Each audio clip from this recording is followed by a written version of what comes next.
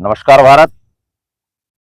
आज बहुत गंभीर विषय को लेकर के मैं वीडियो बना रहा हूँ। ना ही आज कोई कहानी है और ना ही कोई इस प्रकार की बात, लेकिन विषय बहुत गंभीर है। अभी पिछले दिनों हमारे देश के प्रधानमंत्री श्री नरेंद्र मोदी जी के द्वारा महोत्सव की घोषणा की गई, जीएसटी बचत महोत्सव।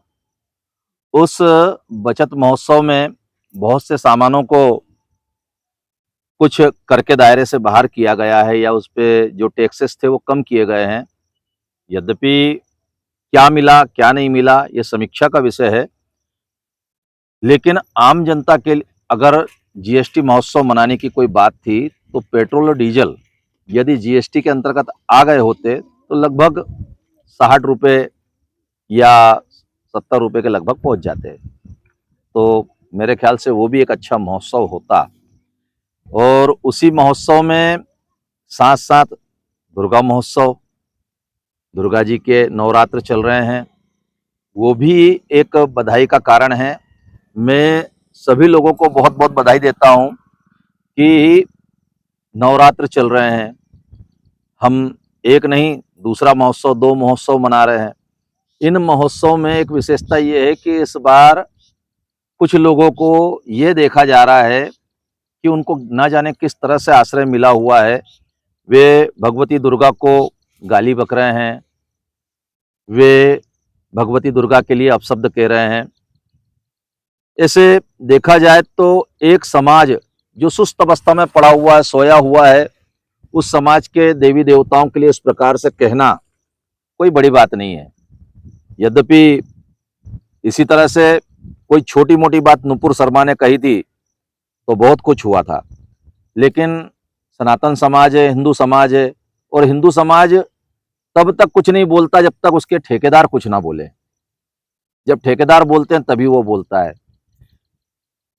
ये जीएसटी महोत्सव में एक कदम आगे बढ़कर मध्य प्रदेश शासन ने बहुत अच्छा कार्य किया है, और मेरे मन की पीड़ा का सबसे बड़ा कारण यही है।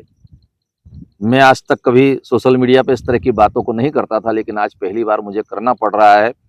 और यह भी मैं इसलिए कर रहा हूं कि समाज के लोगों को सोचना पड़ेगा कि जब हमने अपना मत दिया है सरकार को, और हमारा वोट देने के बाद में अगर इस प्रकार का कार्य हो रहा है, तो हमें अपना मत अपने सोशल मीडिया के द्वारा लोगों को बताना चाहिए कि हमने जो मत दिया था वो विकास के लिए दिया था। गौ माता के ऊपर से उसके मांस के ऊपर टैक्स लगाने या टैक्स हटाने के लिए नहीं दिया था। लज्जा की बात है, कहने में भी बुरा लगता है। शासन ऐसी ऐसी घोषणाएं करता है कि हिंदू समाज को डूब कर मर जाना चाहिए। मुझे लगता है कि इस चीज पे विचार करना चाहिए कि समाज ने अपनी वाणी को जन जन तक पहुंचाना चाहिए। आज के समय में जो यंत्र जिसके माध्यम से आप इस समय देख पा रहे हैं, ये यंत्र अपने आप में एक पत्रकार है, ये यंत्र अपने आप में एक आवाज है, ये यंत्र अपने आप में एक टीवी है, एक ये यंत्र अपने आप में एक मतदान है। इस यंत्र को अगर हम कम से कम इतना ना कर सकें कि अपनी आवाज लिख सकें, नहीं लिख सकते, बोलें, बोल भी नहीं सकते, तो जो बोल रहा है उसका समर्थन कर दें। लेकिन मुझे लगता है, लगता ही नहीं, पूरा विश्वास हो चला है मुझे कि सनातन समाज के जो लोग हैं, अगर उनके सामने ये वीडियो जाएगी तो 2 मिनट में ये आगे निकल जाएगी। क्यों? क्योंकि सच सुनने की क्षमता नहीं बची लोगों में। शब्द तो खराब आता है, सच सुनने की क्षमता नहीं बची है। और समाज को इन सब बातों के लिए अपने विचारों से शासन को भी अवगत कराना चाहिए कि आप जो कर रहे हैं वो पूर्णतः सही है या गलत। गौ माता को पूर्ण तरह से भारत में राष्ट्र माता का दर्जा मिले, इसके लिए सनातन धर्म के सर्वोच्च पद पे बैठे हुए आदरणीय शंकराचार्य जी समाज से और शासन से और हर राजनीतिक दल से बार बार निवेदन कर रहे हैं कि आप लोग गौ माता को राष्ट्र माता का दर्जा दीजिए। और उनको उत्तर के रूप में गाय के मांस के ऊपर जीएसटी 0% का उत्तर मिलता है। ये सनातन समाज को सोचना पड़ेगा, हिंदू समाज को सोचना पड़ेगा, क्या वो सोचने और समझने की स्थिति में है? इस बात को सोचना पड़ेगा। सनातन समाज को यह भी बात सोचना पड़ेगी कि हम अपना जो मत का अधिकार देते हैं, वह अधिकार का सुरक्षित उपयोग किया जा रहा है या नहीं किया जा रहा है।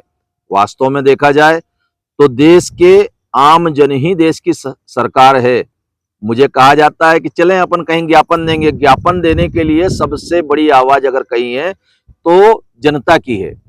मैं आज भारत के समस्त हिंदू समाज के सामने आया हूं और उनको ज्ञापन देते हुए ये कह रहा हूं कि भारत के हिंदुओं, हे सनातन संस्कृति के वाहकों, आप सभी इस बात के लिए तो कहें कि गौ माता का वध भारत में पूरी तरह से प्रतिबंधित हो और इस प्रकार की शर्मनाक बातें हमें सुनने को ना मिले कि गौमांस 0% जीएसटी कर गया है। ऐसे महोत्सव हम नहीं मना सकते। देवी माता का महोत्सव मन रहा है, करोड़ों रुपए खर्च कर रहे हैं, लेकिन गौ माता के लिए किसी के जेब से 2 रुपए निकलने को तैयार नहीं होते। गाली बकने वाले 1000 मिल जाते हैं, लेकिन अगर गौ माता के लिए किसी से कहा जाए तो लोग इस तरह से देखते हैं जैसे इनको और कोई काम ही नहीं हो, दुनिया के सबसे बेकार आदमी है। हम स्वयं इस कार्य के लिए लगते हैं और निरंतर लगे हुए हैं।